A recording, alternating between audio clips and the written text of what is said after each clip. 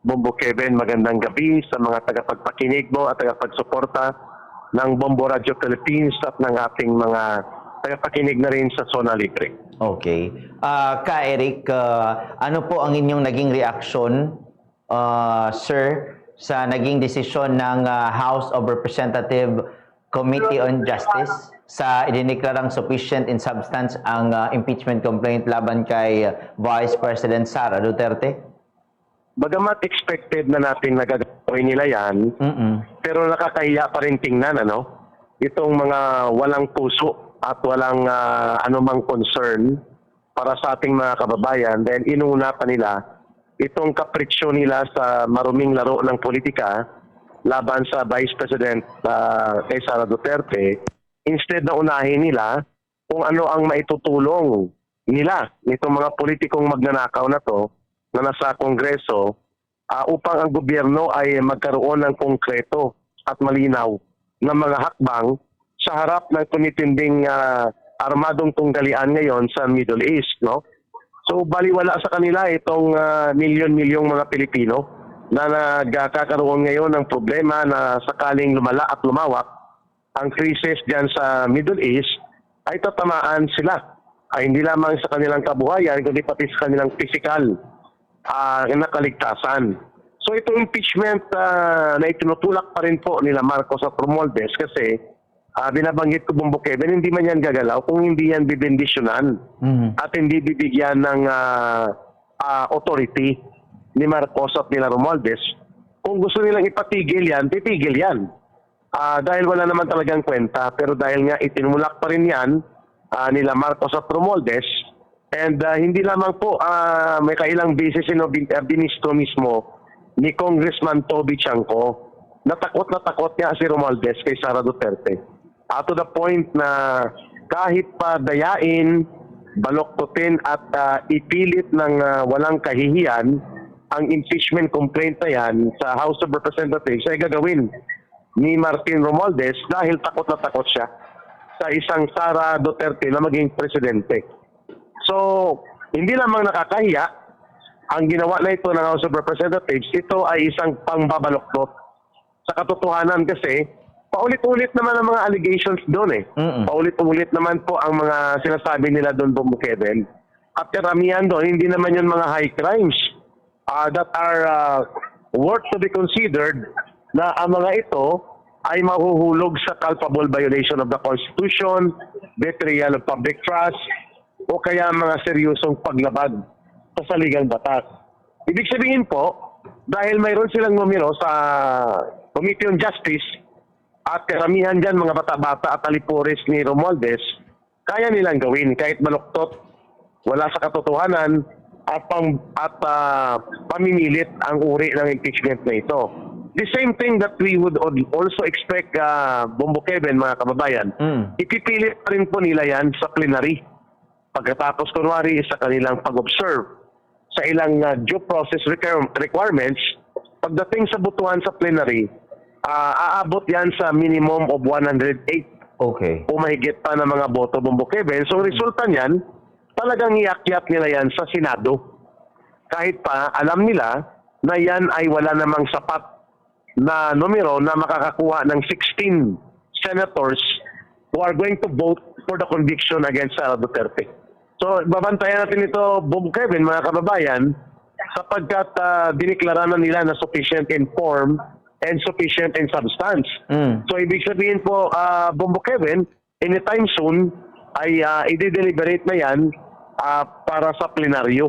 At kapag dineliberate na sa plenaryo, most likely, napaghandaan na nila yung numero. Expected na natin yan, pero that's another thing na kung makakausad ba yan at makakakuha ng 16 senators who are going to vote for the conviction of Sara Duterte. That I think hindi mangyayari yan na Bombo Kevin. Pero ipinipilit pa rin sapagkat baka palang makatsamba si Marcos at Romualdez at pagdating sa Senado ay baka may pagbabago sa numero at makukuha nila ang 16. Pero ang pinaka-purpose nito, panghuli kong sagot sa unang tanong, pagpapahiya ito, Bombo Kevin. Propaganda ito upang gamitin ang opportunity sa deliberations ng mga complaints na ito upang maglunsad ng black propaganda and political demolition job against the Vice President. Okay. Sir, sa mga naging punto ng mga mambabatas, example na lang natin itong si Congressman Rufus Rodriguez na for the last 2 days sa naging pagdideliberate nila sa House Committee, parang he is questioning the substance na sabi hindi pwede, wala sa jurisdiction, yung sa questions or sa mga sumbong regarding sa pagiging secretary ng Department of Education ng Vice President. Pero sa botohan, example talaga si Congressman Rufus Rodriguez, gusto pa rin niyang ipa-impeach ang Vice President. Si Congressman Sontay lang yung talagang nag-stand sa kanyang mga naging salita pahayag, sir. Anong take niyo dyan, sir? Hindi naman talaga nakabatay sa ebidensya. Ang layunin nila, bakit nila dinidinig, kunwari, ang impeachment complaint laban kay Vice President Sara Duterte. Nakabatay yan sa interest and purpose that they want to make a political demolition attack against the Vice President. Mantakin mo, hindi makorroborate at hindi ma-establish ang mga testimonya ni Mercado na nagsasabi na ginamit siya ni Sara Duterte para sa mga dirty operations sa DepEd. Hindi naman sila close. Hindi rin sa inner party circle. Walang nagko-corroborate na totoo ang sinasabi niya. Paulit-ulit ito na ginamit nila ulit.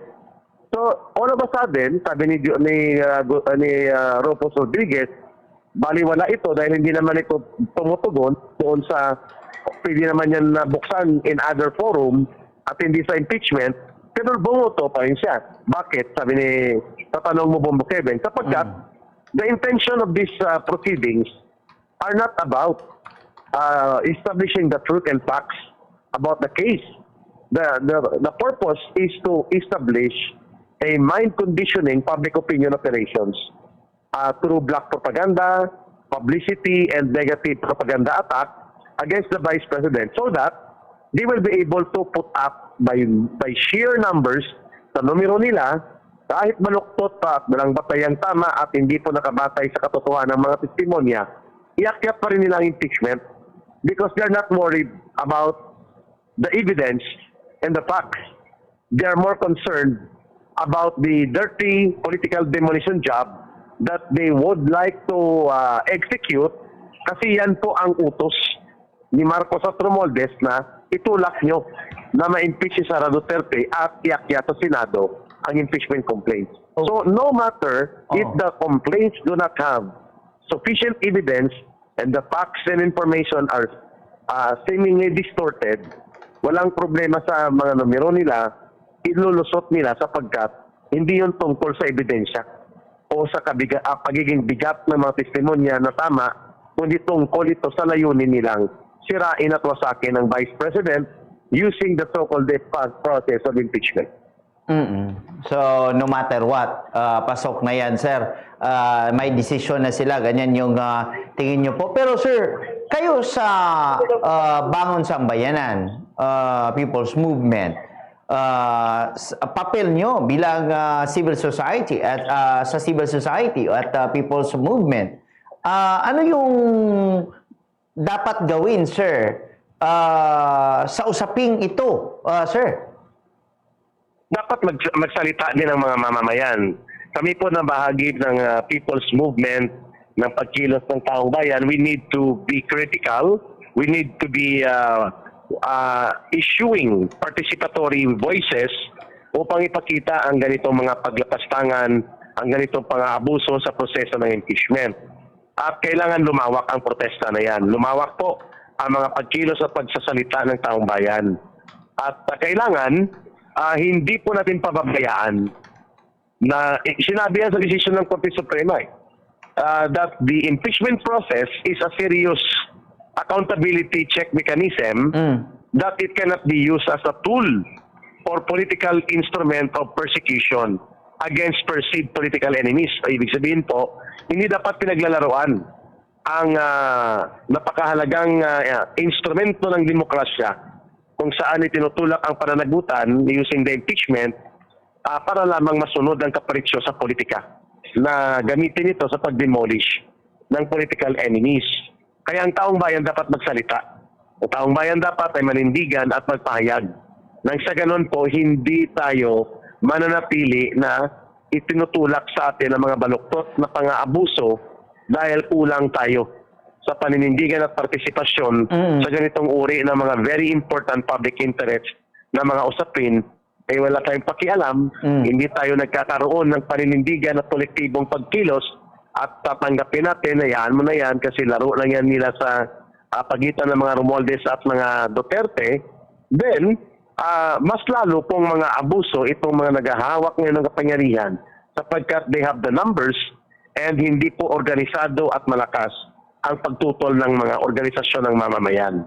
Yan po ang nakikita natin ngayon na hindi maganda na political equation na nangyayari sa ating kasalukuyang lipunan, Bombo Kevin. Oo. Pero sir, sa Senate, ano yung tansya nyo sa Senate regarding dito? The Senate minority, yung grupo ng mga identified to be sympathetic or aligned to the Duterte group ay malamang magme-maintain, hindi siya mababawasan. They are 9, pero si Senator Bato de la Rosa, I think, is not physically reporting for Senate duty right now. So may 8. Sa 8 na yan, wala tayong nakikita na babaliktad. So that's 8. Kulang na lang sila ng isa na pwede na po sila maging siyam muli upang magkaroon ng prepared votes of no. Meaning to say, hindi sila papayag na ipapakonvict sa Senado at boboto ng yes for conviction of Sara Duterte so that she will be removed as Vice President with the auxiliary penalty of perpetual disqualification from office. So may 8 na. No, kung hindi makapag-report si Senator Bato, kulang na lang sila ng isa. Magiging siyam na. So, ang 15 na naiwan, ito yung tinatawag na silent majority. So, while the Senate minority may be able to put up 8 votes, this silent majority of the Senate na kontrolado ng Malacanang at Pina Romualdez, pwede po ang solid na makakakuha lang dyan ng projection ko ito, Bombo Kevin, makakakuha ng no votes, yes votes to convict Sara Duterte, malaki na yung 7 votes. So therefore, ang iba dyan mag-abstain. Ang iba dyan sa silent majority ay papabor pa kay Vice President Sara Duterte. That I heard already, the former House of Representatives Secretary General and now acting as a national vice president, I think, for the National Unity Party, NUP. I'm talking about former House Secretary General Reginald Velasco. Ang sabi po niya sa isang pag-uusap na hindi sigurado na boboto sa plenary voting ang 42 members of NUP. Pero hindi sila boboto as a group kagaya ng nangyari noong nakaraang taon. So most likely, may ganun din po mangyayari sa Senate. Bagamat may silent majority, tahimik na grupo ng majority at hindi masyadong naninindigan hinggil sa malawak na issue at iskandalo ng korupsyon nila Marcos at Romualdez, but in times of voting, in the decision for the conviction against Vice President Sara Duterte, we do not see a number 16 or total of 16 that can be gathered by Marcos and Romualdez right now. Naniniwala ako hindi yan uusad hanggang conviction against the Vice President Sara Duterte. Pero sa timeline, sir, after the SONA na yan, posible yung impeachment trial? Pwedeng mag-start sila di ba, magkakaroon ng interregnum break sa, I think, 3rd week of March. March 18. Before mag-Holy Week yata, mag-break na ito ang Congress. Ang resumption nila niyan, I think will be last week of May hanggang sa June 30.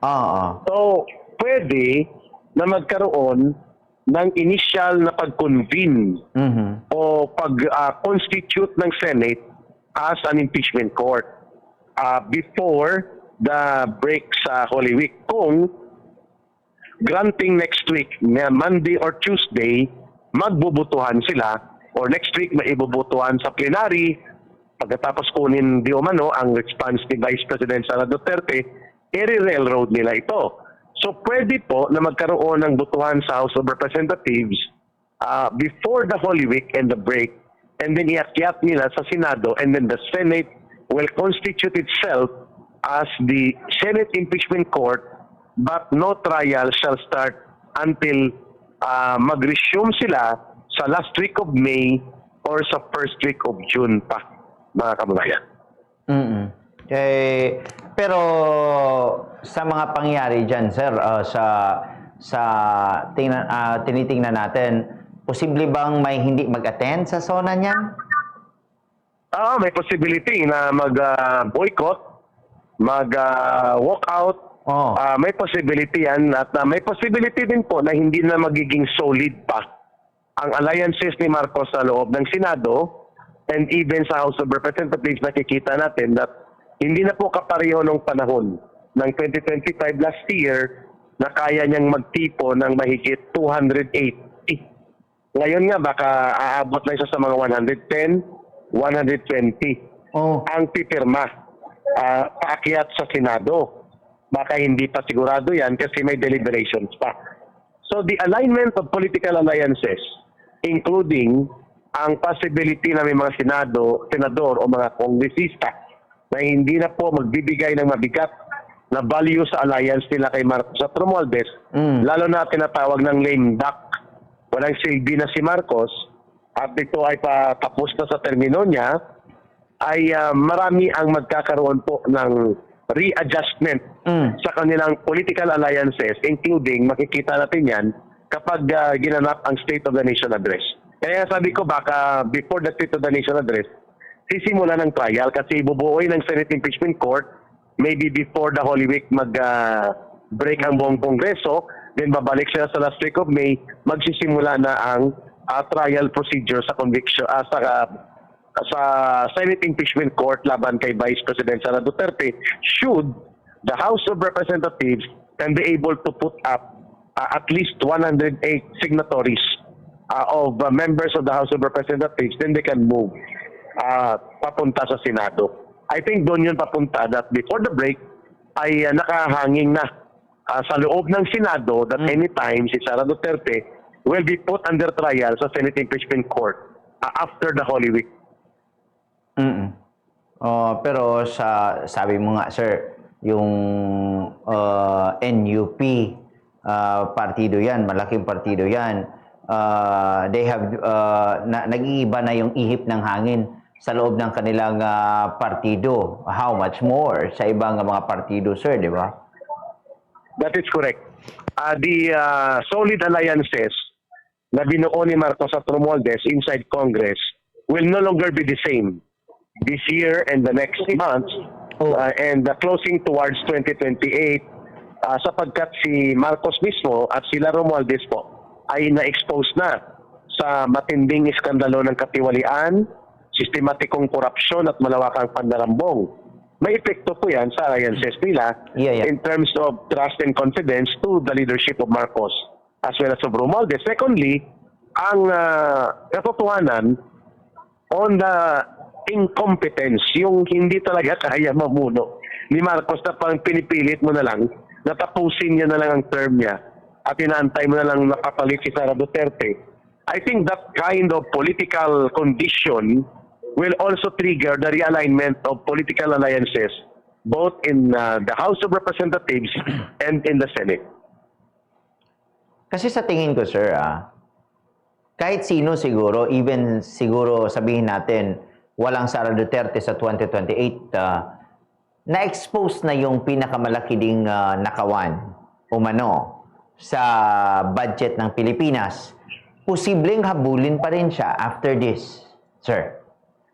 Yes, that is a valid observation. No? Regardless if it is a Sara Duterte, regardless of si Sara ang magiging presidente o magiging katunggali sa aktual na eleksyon Oo. sa 2028, Oo. ang sino mang papalit kay Marcos after sa term niya sa 2028 ay obligado na tugunan ang panawagan ng mamamayan na papanagutin ang mga malawakang pagnanakaw at malawakang korupsyon na naganap sa ilalim ng gobyerno ni Marcos, because these are very scandalous and these are very, very brazen, no, garapal na paggamit ng poder nila Marcos at Romualdez para ipalaganap ang organisado at sistematikong pangungurakot sa kabanang bayan. And so therefore, the next leadership in the government, kahit si Sara Duterte man o hindi, ay haharap sa panawagan ng taong bayan na dapat may mananagot.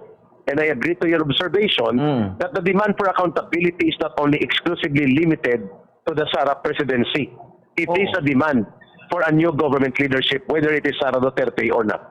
Oo. Kasi kahit ano pang gawin natin, politically motivated yung impeachment, kaya hindi nakalusot yung kay Pangulong Bongbong Marcos. And kung 2027, it's nonsense na sa time na yon. Kasi paalis naman rin siya sa pwesto. So sa tingin ko, after siguro ng kanyang panunungkulan, ay yun na. Yung sinasabi ng Vice Presidente ngayon na tila deafening silence ang pinapakita ng civil society group sa issue sa umano'y not billion, trillion peso of billion and trillion of peso ng suhol sa gobyerno para lang sa kanilang pinaghati-hatian, sir, yung pera ng tao, especially yung sa flood control, especially yung sa itong mga yung mga dating Marines, sir? Tama. That would be a major agenda in the category of electoral campaign. Ang sentro ng issue sa pagpipilian ng taong bayan ay kung sino ang nagdadala at marinindigan bilang bahagi ng kanyang central government call. Kung siya ang mananalo bilang presidente, bahagi ng major debate yan ang anong gagawin mo. Kapag ikaw ang magiging pinuno ng gobyerno kapalit kay Marcos, hinggil sa naghuhumiyaw at mahirap na ipagtanggi na malaganap at sistematikong korupsyon na nangyari sa ating bansa. In fact, tinatawag na ito, Bumukeve, na the greatest robbery of the government by a government itself. Ang gobyerno mismo nagnakaw sa sarili niyang gobyerno, and this is the worst after Marcos Sr. Ito ay very scandalous, very brazen, no, malala, at garapalan. So, sa kampanya sa eleksyon sa 2028, magiging sentro yan ng political debates. At pwedeng yan ay magiging isang major player issue to determine the voters' preferences regarding kung sino ang ipapalit laban kay Marcos sa kanyang pagtatapos ng termino.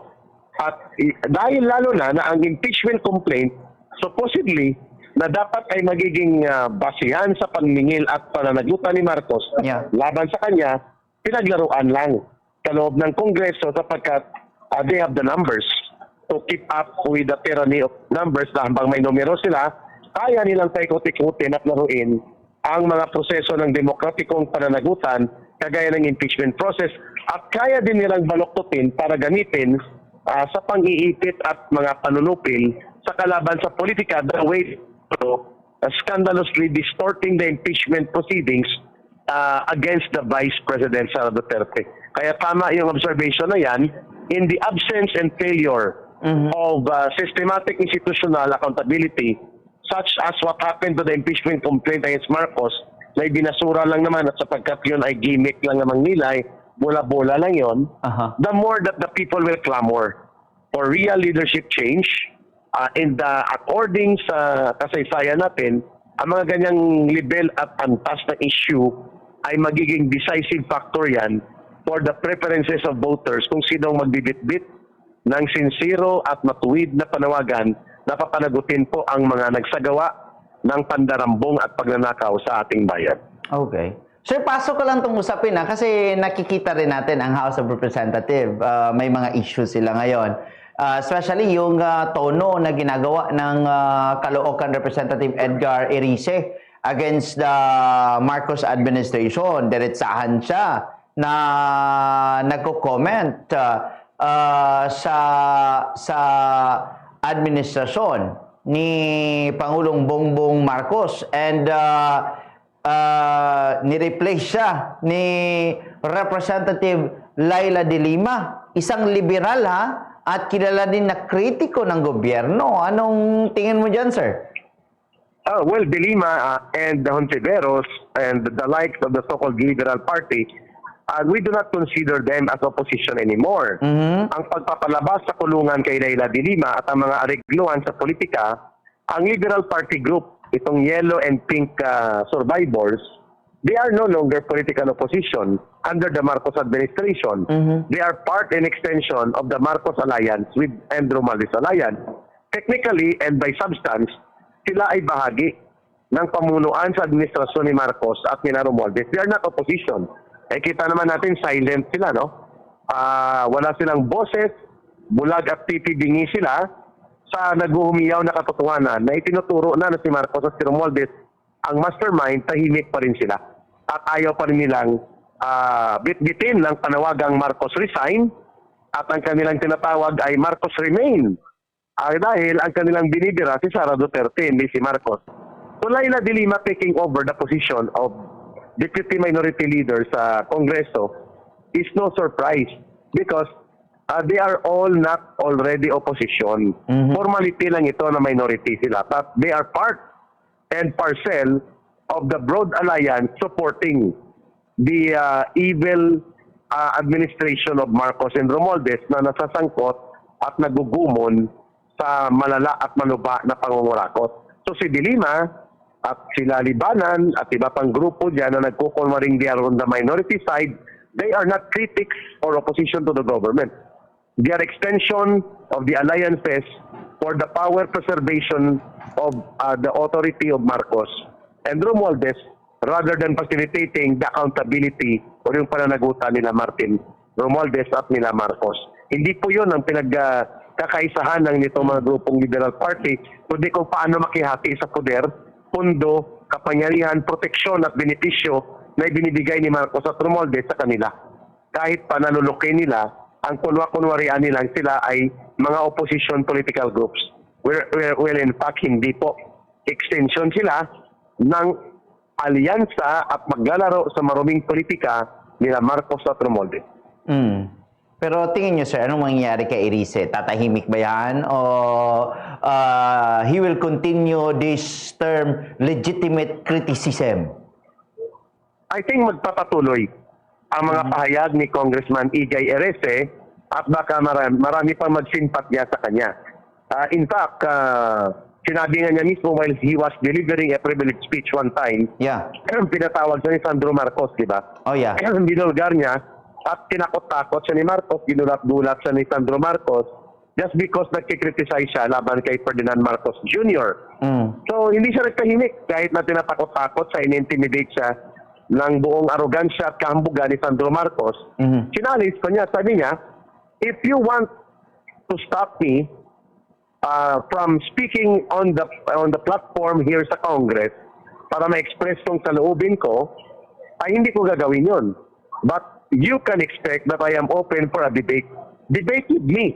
Wala, tiklop man si Sandro Marcos sa Bombokeden. Takot. Nabahag man ang buntot niya. Kaya sa tanong mo, if Igay Erice will be continuing to be a fiscalizer, a personality na hindi nakatali sa political affiliation, but rather exercising his duty to speak out against corruption and plunder, and to call out and criticize the administration, I think gagawin pa rin niya ni Congressman Igay Erice, and that is what is needed from them.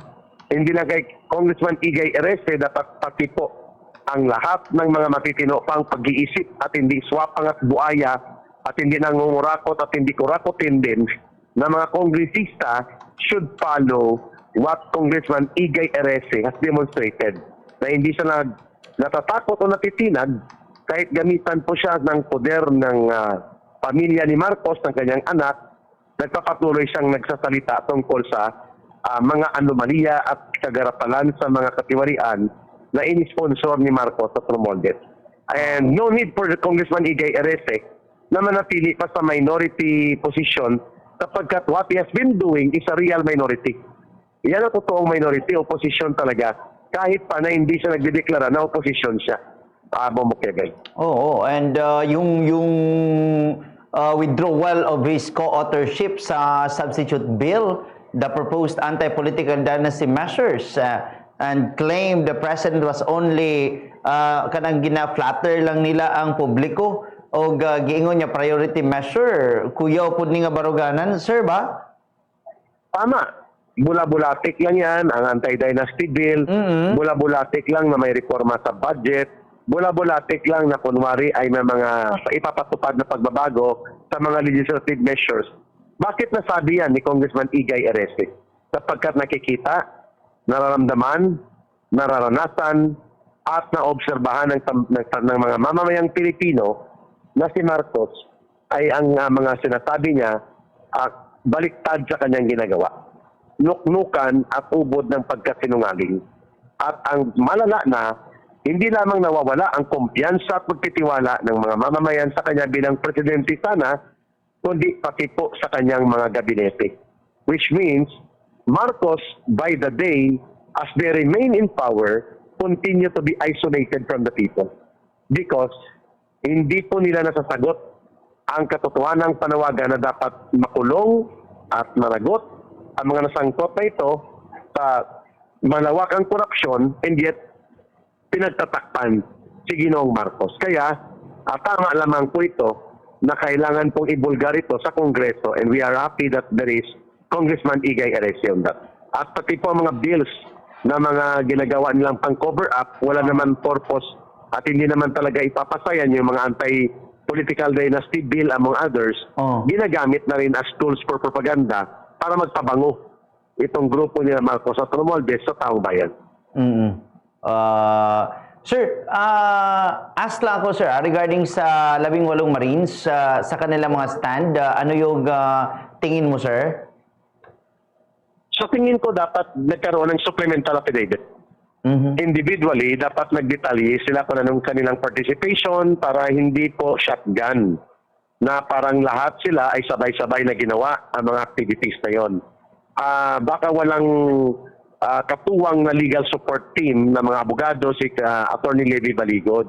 Mas maganda po kung individual na affidavit ang ginawa, and then pagdugtong-dugtungin lang ang mga salaysay nila doon sa magkakapareho na mga sirkumstansya. Pero in as far as the truth, kung mayroon bang bigat na katotohanan at tumutugma ba sa karanasan ng mga naunang revelations ang binabanggit nitong 18 former soldiers, kita naman po natin na naganap talaga. Ang pag-deliver, ang mali-malitang pera, ang limpak-limpak na toniladang mga salapi na ipinapadeliver nila sa Albico, at lahat ng ito ay tumutugma sa naunang testimonya. At pati ang pangyayari, pati ang mga accounts, kung paano ito nangyari, nandyan sa kanilang mga salaysay. Pero kailangan lang talagang mas bigyan ito ng organisado na pagdetalye upang mas ma-appreciate ng taong bayan, ganun pala yun. Itong tatlo na to, ang dineliver nila, 22 lang na bag. At ito ay sa kanila na yun. At ano pong estimate ng pera, at sino nagpa-deliver, at paano dineliver. Those details that will add up to the credibility of their testimony ay kailangan pong i-iron out yun. Pero kung ito sila ba'y nagsisinungaling, pinagamit lang sila sa political manipulation and maneuvers, I do not think so na ginagawa nila yan for monetary consideration nung nagpapabayad sila. Marami namang mga iba pang mga dapat gawin, bakit sila magtataya ng kanilang buhay at at safety and comfort of their family kung sila lamang ay magsisinungaling. I think the problem is on the organizing of their affidavit, on the organizing of the presentation, para ito ay mas madali pong maintindihan at makita ng taong bayan at mas umugnay sa detalye na kailangan mapakinggan laban sa mga inakusa, lalo na po si Ginoong Marcos at si Ginoong Romualdez, na sila ay tinuturo na pinakapasimuno sa pagpapadeliver ng mga limpak-limpak na salapi na kinukuha sa partidahan sa pinagnanakaw na proyekto ng gobyerno. Pero sir, sa timing, hindi pa pasok sa timing o dapat yung paglabas ni Gutesa, lumabas na rin sila? I think they were still composing themselves and hindi pa nila nakikita ang kahandaan na umamin sa labas na ng Kongreso o ng Senado kahit pa na ito'y manganganib ang kanilang buhay at kaligtasan ng pamilya nila. I think nag-aalangan pa sila nung panahon na lumabas si Sergeant Gutesa. Pero magkakasama na sila. At ngayon, nakita nila ng opportunity na pwede silang lumabas kasi si former Undersecretary Bersamin, si Adrian Bersamin, I think, mayroon silang mga revelations o mga salaysay na tumutugma dito sa pahayag ng 18 former soldiers. So kung mayroon pong other corroborating personalities and testimonies, mas maganda. At ito yata ang direksyon ngayon ng 18 former soldiers na naging whistleblowers because they're going also to talk to the former generals, to the former senior officers and men and women of the AFP, the PNP and Coast Guard and among other uniformed services. Kung matutuloy ito bukas, ang 18 Marines will be given the platform na magsasalita ng kanilang mga saloobin at salaysay kahit pa na ito ay ni-ignore lamang ni Ping Lacson sa Senate Blue Ribbon Committee niya na dapat mag-imbestiga at in-ignore din ito at ininsulto pa ni Ombudsman Boying Rimulya. But nonetheless, the 18 former soldiers ay handa naman po na mahumarap naman sila sa alternative forum. So we hope and pray na mapapakinggan pa rin sila kahit na wala sila sa regular na mga coverage ng media. Okay.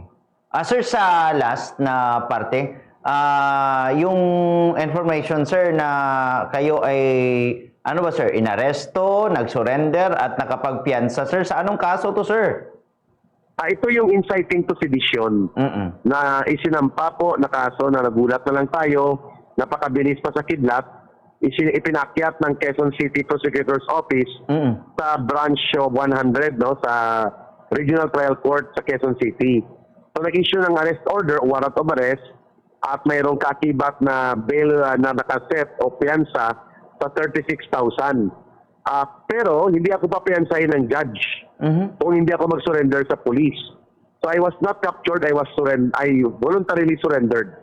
Kaya ng umaga, at kung kaya nga naproseso ang pagpiyansa dahil kinilala ng judge, pinaharap ako sa through Zoom sa Quezon City Camp Karingal sa headquarters po ng District Police Office sa Quezon City at ngayon po ay nakapagpiyansa tayo sa hapon na ito.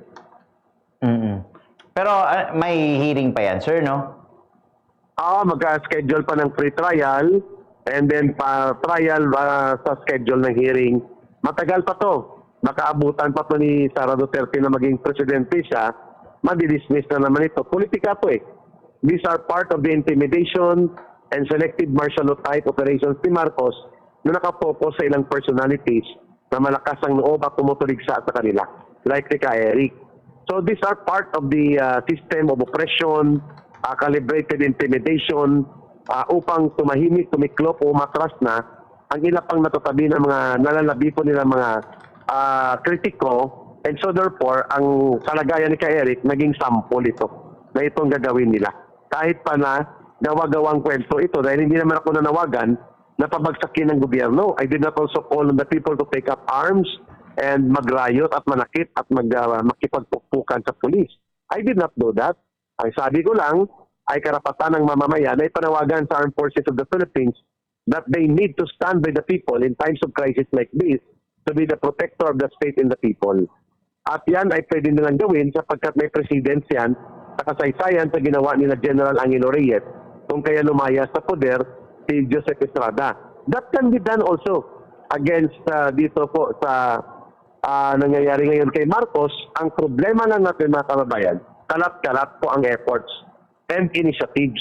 But it does not mean na kung nananawagan ka na mag-resign si Marcos at isundan natin ang constitutional succession in which the Vice President ay dapat siya ang papalit.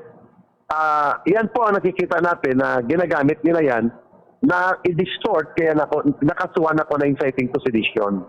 And nagpiyansa naman po tayo at sa tingin ko mas maganda kung abot ito sa trial at may pakita natin kung gaano ka mapang-abuso ang gobyerno ni Marcos that even the freedom of expression and free speech, like what I did on September 21, 2025. Yun pong ginamit nila na speech ko upang magsampa ng reklamo na sa laban kay Ka-Eric sa inciting to sedition, Bumbukeven.